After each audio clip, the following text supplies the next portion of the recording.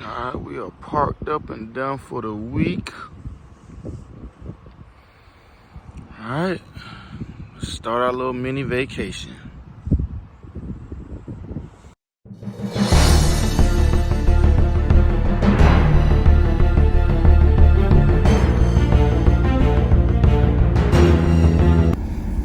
What is up, YouTube?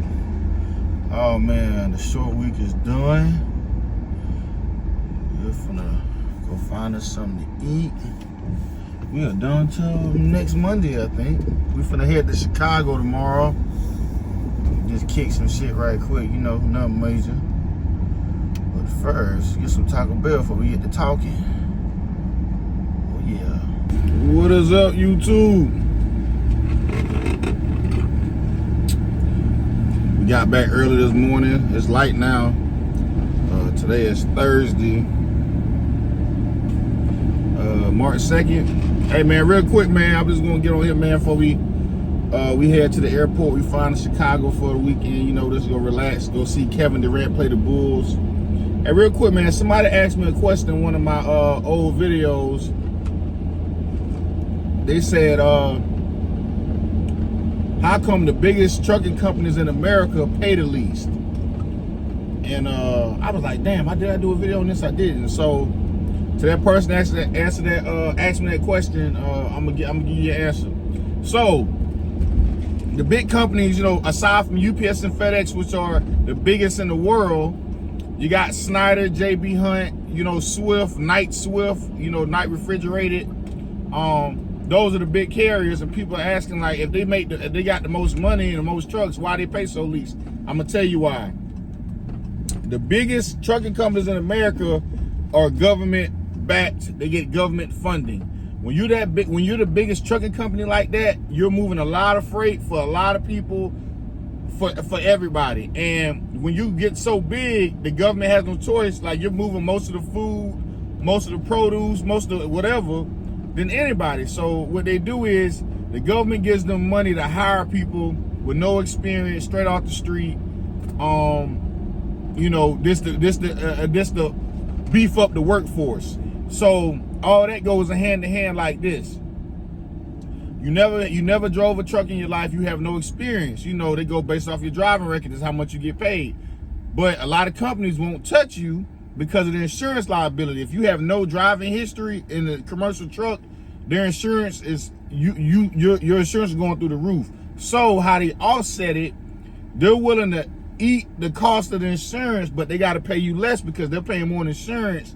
But in their mind, they know you're not going to make a career with them. They know you're going to come and go after 3 to 6 months or a year, and you're on to the next company, and then they're going to keep recycling. So how they do it is, they don't care. They're going to pay you what they're going to pay you. The government is paying them to hire you, because they know they're bottom feeder companies. They know that. But if you could just do the job while you're there for 3 to 6 months, they done got their money worth out of you because the government is paying them to teach you how to drive a CDL. I don't know what state you guys are from or where you live at, but if you look real closely, you can get your CDL for free through the state that you live in or the county that you live in or whatever, because it's government funded. They have grant money to hire, to give to you if you need to get your CDL. And you know, when you go to Swift, Snyder, JB Hunt, they're massive. The government pays them to hire people off the street with no experience. So that's why they be having CDL schools where they can get you financed, and they make double the money off of that because they're gonna charge you $10,000 to front you the money. They pay you to drive for them, but you got to drive for them for 6 months to a year. That's the deal. That's the trade-off. They'll pay for your CDL school, but you got to work for them for 6 months. And them paying you 35, 40 cents, people are like, oh man, that ain't no money. Understand this. They're taking a chance by hiring you. So their insurance premium for your ass is high. Excuse me, let me not say ass. And it's not like somewhere where you go with a year experience and they hire you and they're paying you 60, 70 cents a mile. That's because you got driving experience. So to answer that question, how the biggest trucking companies paying the least, that is why. Because they're a bottom feeder hiring company. So you know, when you come off the street, you have no experience. So you're gonna get peanuts because they gotta pay highest insurance for having you in their truck. They don't care about you arguing back and forth. Why? Because they're government backed. The government gives them money to hire you. The labor pool. They need people to keep driving trucks. You know, I don't care what you see about all these automated trucks and robots and AI. Listen to me. I'm willing to bet it's going to be somebody in that truck with that computer. It's just going to allow you to drive further without taking a break if you're using AI. But I'm willing to promise you, nobody's going to put a semi truck with 80,000 pounds with this a robot in it and this expected to drive around with no hiccups. Not going to happen. So don't be getting caught up in that hype and AI and all these YouTube and TikTokers and Instagrammers with these reels telling you about this is huge news. You know,